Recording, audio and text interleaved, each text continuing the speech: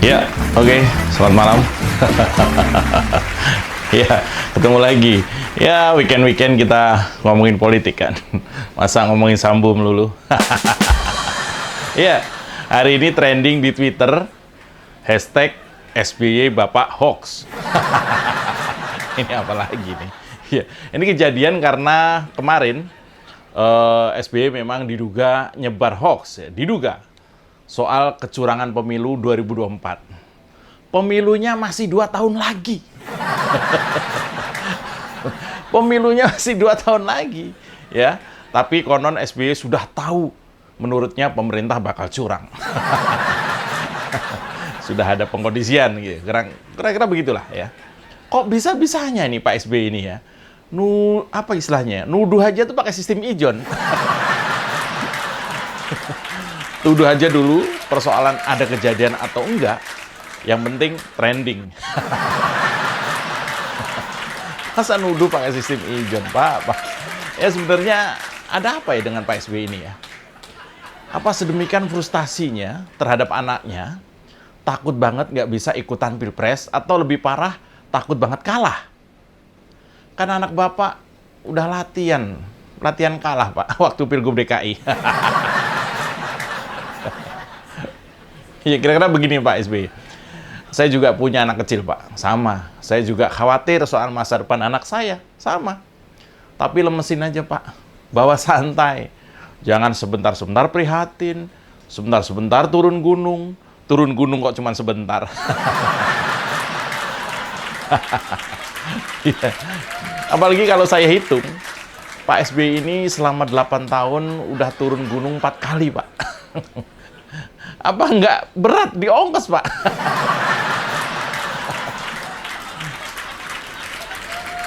Iya. Iya, gimana kalau ketika Bapak turun gunung, langsung aja Pak cari kos-kosan di bawah. Jadi nggak perlu naik gunung lagi, turun lagi, pidato lagi, kisruh lagi negara. Iya. Ya memang seru nih ya isunya. Isu politik hari ini seru banget ya. Padahal weekend loh. Minggu siang tadi, Sekjen PDI Perjuangan, Mas Hasto Kristianto, itu sampai, apa istilahnya, jumpa pers. Dan kasih paparan soal bukti dan data berbagai dugaan kecurangan pemilu yang terjadi di zaman Pak SBY waktu berkuasa, tahun 2009. Seru. Ternyata dari paparan Sekjen PDI Perjuangan tadi, lumayan masif ya. Lumayan masif bukti betapa pemilu 2009, penguasa saat itu sangat terang-terangan menggunakan apa yang dinamakan anggaran negara digunakan untuk politik elektoral. Cik, asik. Hari Minggu ngomongin kayak gini, kurang berat apa hidup lo? Nah, ini terkait soal nyinyiran AHY kemarin yang disampaikan secara resmi sebagai ketua umum partai. AHY bilang kalau BLT itu adalah karya bapaknya yang sekarang ditiru oleh Pak Jokowi. Padahal nyatanya saat itu SBY niru yang terjadi di Thailand. Dan itu pun cuma niru kemasannya. Kalau niatnya susah ditiru. Karena niatnya beda. Apalagi saat ini ya. Kalau mau dibandingkan dengan saat ini. Ketika apa yang dinamakan Pak Jokowi sebagai BLT BBM, itu adalah memang murni ditujukan untuk meringankan masyarakat yang terdampak. Atau juga sebagai upaya ya, supaya bansos tepat sasaran. Kalau zaman Pak SBY kan beda katanya. Sesuai dengan keterangan saksi dan juga paparan dari Sekjen PDI Perjuangan tadi, bahwa Pak SBY menggunakan BLT saat itu untuk menaikkan elektoral partainya. Karena memang BLT saat itu diguyur menjelang Pilpres.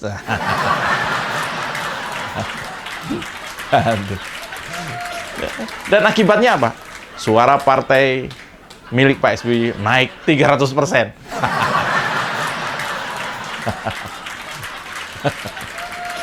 Naiknya 300%. Kalau salah dari 6% jadi 20 sekian persen.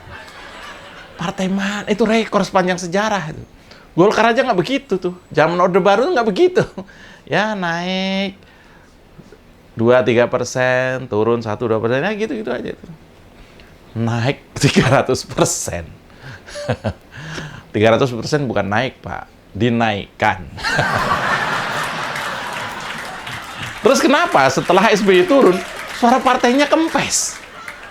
Ya karena udah nggak bisa lagi menggunakan jurus BLT. Iya kan? Logikanya kan gitu. Selain juga memang waktu itu nama Demokrat hancur saking banyaknya kader dari elit partai yang masuk penjara, entah karena kasus korupsi atau bisa saja ada dugaan kuat dari mantan anggota Demokrat sendiri, yaitu dugaan ada kader yang sengaja dimasukin penjara biar nggak berisik. Ya mungkin dugaannya begitu. Ya, kader banteng di PDI Perjuangan yang memang terlihat ngamuk SBY ya 1-2 hari ini, dan menurut saya sih wajar banget mereka marah ya, karena memang tuduhan SBY kemarin yang videonya masih viral sampai hari ini menurut saya memang sangat lebay, berlebihan lah.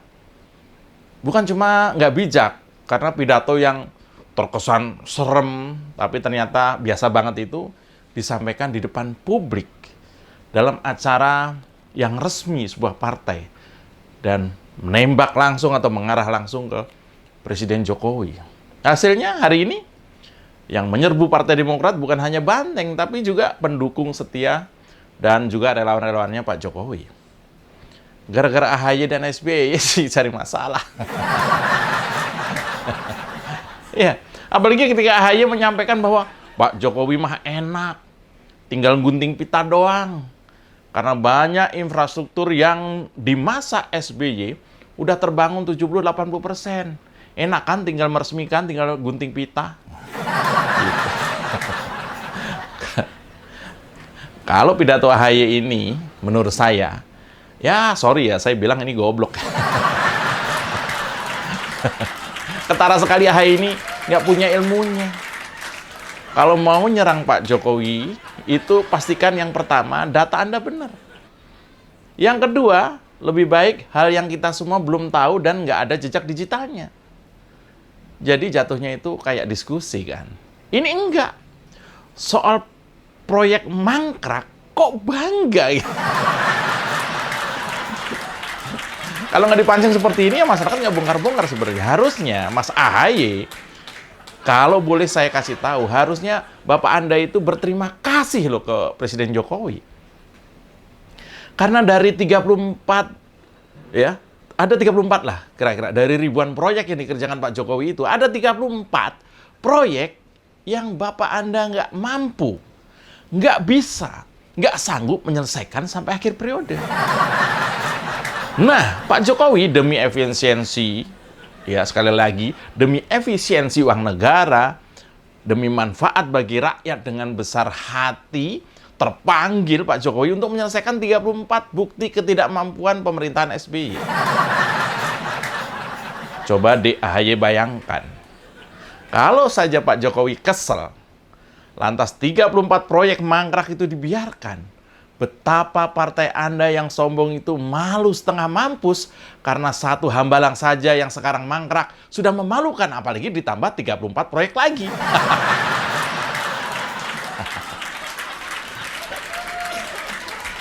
Iya kan? Iya kan? Harusnya Anda berterima kasih ke Pak Jokowi. Karena Presiden Jokowi nggak biasa jumpa pers sambil prihatin, sambil membeberkan ketidakmampuan SBY 10 tahun jadi presiden. Nggak, Pak Jokowi nggak akan melakukan itu. Karena Pak Jokowi juga nggak punya banyak waktu untuk main drama. Karena Pak Jokowi negarawan yang lebih memilih memikirkan kebutuhan rakyat ketimbang meladeni partai yang manja. Harusnya Anda berterima kasih ke Pak Jokowi. Ya, bisa saja Pak Jokowi cuekin semua proyek yang nggak kelar, yang jumlahnya nggak 1 atau 2, tapi 34 proyek itu. Padahal saat itu, saat Pak SBY memerintah itu nggak ada pandemi. Kok bisa nggak kelar? Ini karena apa kalau bukan karena nggak mampu, bos? Maka ketika Pak Jokowi rela melanjutkan proyek mangkrak itu lantas bisa digunakan untuk masyarakat, saat itu juga sebenarnya Pak Jokowi sedang menutup aib pemerintahan Pak SBY. Asik kan? Lah kok kemarin antum nggak cuma jelek-jelekin Pak Jokowi, tapi malah diduga melakukan fitnah kalau pemilu 2024 yang mulai aja juga belum, udah dibilang curang. Jangan-jangan ini benar ya? Semua pernyataan kontroversi yang 1-2 hari ini mengemuka, itu ternyata cuma, bisa jadi, saya duga, itu cuma buat menutupi ketidakmampuan kandidat capresnya Demokrat dan untuk mengerek keterkenalan dengan cara, ya begini. Secara rutin menggelar acara partai, ditutup dengan duet pidato, keluarkan pernyataan kontroversi, jadi berita, lalu besoknya survei. Bisa jadi begitu. Ini dugaan. Ini strategi zaman Pak SBY loh. Ini strategi zaman Pak SBY berkuasa lalu yang dulu itu mau diterapkan lagi. Yaitu playing victim. Seolah menjadi korban. Nah, untungnya mayoritas rakyat masih hafal cara-cara penuh keprihatinan ini. Ya. Kemudian kemarahan partai berlambang banteng, yaitu PDI Perjuangan, yang tadi diwakili oleh Pak Sekjennya, adalah wajar, sangat masuk akal.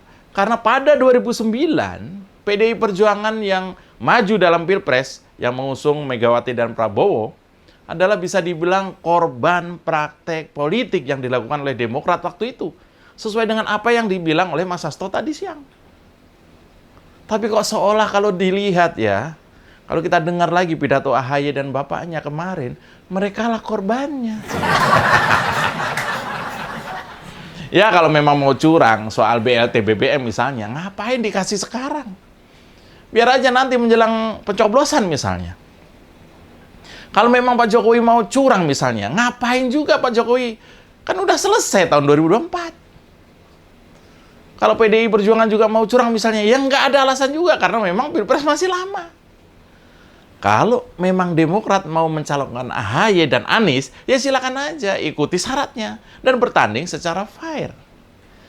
Kan pasti Pak SBY juga sudah tahu resikonya kan, mengusung kader partai yang baru beberapa waktu aktif di partai dan belum berpengalaman apa-apa di dunia pemerintahan misalnya.